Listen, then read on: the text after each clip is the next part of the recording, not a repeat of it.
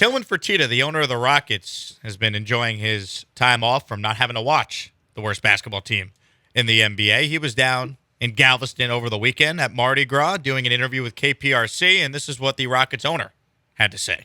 Pray for Victor. Pray for Victor. Victor being Victor Wembanyama. French LeBron, as I've seen the nickname given to him. Although when I watch highlights of Wembanyama, he reminds me more of Kevin Durant than LeBron James. But you get the point. This guy's the most hyped draft prospect maybe since LeBron James back in 2003, BK. So I can understand why Tilman is praying for Victor. Oh, there are a number of owners praying for Victor Wembanyama. I mean, this dude is a surefire, no doubt, number one overall pick. And I would agree with you, Jake. I think this is the most highly touted NBA draft prospect since LeBron James. This guy's 7'4". Like, he's almost Yao Ming size. I saw he's 7'5" now if he wears shoes. Amazing. Depending on the shoes. I saw that today. He's now 7'5". We got to address him as the 7'5" Frenchman. He's wearing platform shoes or something. He's really tall. Is he got that thing where you keep growing? Like Andre the Giant had that where he just never stopped growing over the course of his life. I mean, he's also like 18 years old, so maybe there's reason to believe he is still growing, even if he doesn't have the Andre the Giant thing going for him. What if he hasn't hit puberty yet? This is only the beginning. He's going to be 9 feet tall? Well, at that point, it feels like that'd be not good for him. I don't want him anymore. Would that be overkill? Would that hurt his ability as a basketball player? I think it would. But no, this guy's almost Yao Ming's height, and he's got like Kevin Durant to his game.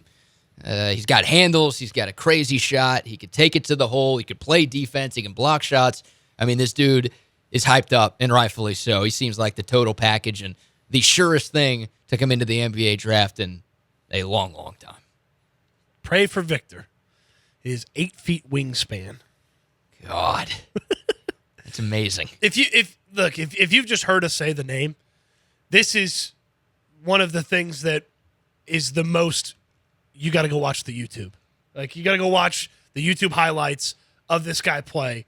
And yes, he's playing against whatever level of competition it is, but it looks like the neighborhood dad playing with the kids. And I'm not talking about the neighborhood dad playing with like some 9 and 10-year-olds. It looks like the neighborhood dad playing with like 4 and 5-year-olds on like a regular sized hoop. And he's playing against pros. Yeah, he's playing against professional basketball players, grown-ass men, and he's just making everybody look silly.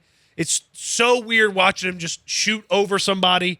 I mean, there's no jump, it feels like, in the way he dunks the ball. Like, it is one of the most interesting YouTube highlight packages that you will ever watch when it comes to a basketball prospect. The Rockets only have a 14% chance to get him. That's the problem. Yep. Yeah, they could finish with the worst record in the NBA, and right now, if the season ended today, they would have the worst record in basketball for, oh, by the way, the third straight season. But here's the problem. You only got a 14% chance to land him. So if you don't land him, then what? What's the plan then? It's a very good NBA draft. Very top-heavy, but also pretty deep as well. So, look, Wembanyama's the clear number one. That's the guy that everyone and their mother is looking for. Everyone is hoping the ping-pong balls fall in their favor and you end up with the number one pick. But you've got some dudes in this draft, and Scoot Henderson is the guy at number 2. Like, there will be a lot of teams out there who are perfectly fine with ending up with 1 or 2 this year, because Scoot Henderson in most years would be a number 1 pick in the NBA draft, and it feels like he's just as sure of a thing to be the second guy taken off the board as Wembanyama is to be the first. It's scary to think about Rafael Stone having to make a selection, though, that's not a no-duh one, because it feels like when there's been a no-duh opportunity, when there's not been a no-duh opportunity, it hadn't gone well for Rafael Stone. And even the no-duhs where, like, I guess you can't criticize him because, like, last year, Jabari Smith, no one was going to say that's a bad pick by the Rockets. He was the third best guy in the top 3. You got him.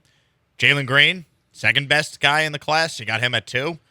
What happens if you're picked 3 and there is no-duh number 3 option for the Rockets? Like, it's easy to take Victor or Scoot. What do you do if you're the third pick in the draft, or worse? The worst the Rockets could be if they finish with the worst record is 5. That's the lowest they could pick. So they could be 4, 5, obviously 1, 2, or 3. Well, the guy who I thought was, for me, a surefire top 3 pick might be going to jail soon. It's Brandon Miller out of Alabama. Obviously have to see how that story unfolds. But that guy, to me, is really freaking good, too. I mean, that just goes to my point from a couple of minutes ago, that it's just a very, very good NBA draft, but one guy stands supreme above the others. And he also stands taller than everybody else. Yeah, exactly. Literally and figuratively. He stands above the others. Uh-huh. I'm going to ask Cody this next question. You can only land 1. Victor Wembanyama or Bryce Young? I like the Texans more than I like the Rockets. I like football more than I like basketball. But if some genie showed up and gave me this wish and said, I guarantee that one of these two will end up on the Houston sports team that you root for, that you cover, I would be incredibly selfish and foolish to say Bryce Young. Incredibly selfish and foolish. And I am not foolish. I am oftentimes selfish, though.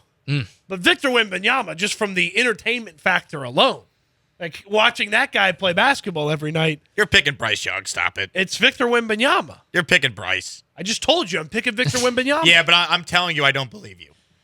Okay, well, I'm picking Victor Wembanyama. I don't know how else to say it. When the genie shows up and you can watch me make the wish. If we inject Cody with truth serum, he's taking Bryce Young. I don't know, man. I think he's telling the truth because he's on the right side of history here. It's no surprise that wrong side of history Asman is trying to convince Cody to go to the wrong side of history. I'm just telling you, anyone who's listened to this show knows Cody's love of the Texans and for Bryce Young. He's taking Young. Well, that tells you all that you need to know about Victor Wembanyama. Like, the fact that Cody, a diehard Texans fan, he just admitted it. Like, he likes the Texans more than the Rockets. He cares about football more than he cares about basketball. The fact that he says something like this tells you all that you need to know. Like, for me, this is a no-brainer. This is a no-brainer. Okay? We always talk about how Bryce Young is not Trevor Lawrence or Andrew Luck or Joe Burrow. Wembanyama is that. Hell, he's better than those guys as a prospect. And I think the Texans have a clearer path to a future without Bryce Young than the Rockets do without Victor. Not only is he a freaking monster, like he's a generational talent. Not a lot of people, some people are, not a ton of people are saying that about Bryce Young. Everybody is saying that about Wembanyama. There's no Wemby versus other player debates, as I mentioned. Like, he's the number one pick. Doesn't matter who you have on your team, what your team needs are. You get the ping pong balls, you're going to end up with that dude. Man, there are a number of teams that'll have Will Levis as their number one quarterback. There are some teams that'll have C.J. Stroud as the number one quarterback. There are teams that'll have Jalen Carter and Will Anderson as their top player. Ain't nobody out there, regardless of what your team looks like, that's going to have anybody besides Victor Wembanyama as the number one player. He's that good, and he's the type of guy that can turn your franchise around almost immediately. There's just way more of an if with Bryce Young or any of these quarterbacks to me than there is with the French LeBron. I just wonder, can Wembanyama stay healthy being that big?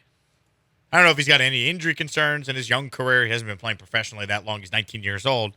But a body like that, one we have not seen in the NBA before, how does he handle playing the grind of NBA seasons year over year? Can he stay durable? Like, Zion was probably the most hyped prospect since LeBron a couple years ago.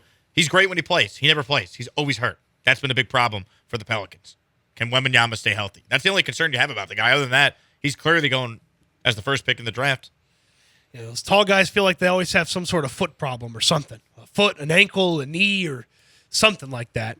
The thing about Wembanyama, too, like, I mean, we're projecting a lot ahead here. If you believe the reports in the conversation, he doesn't want to play center.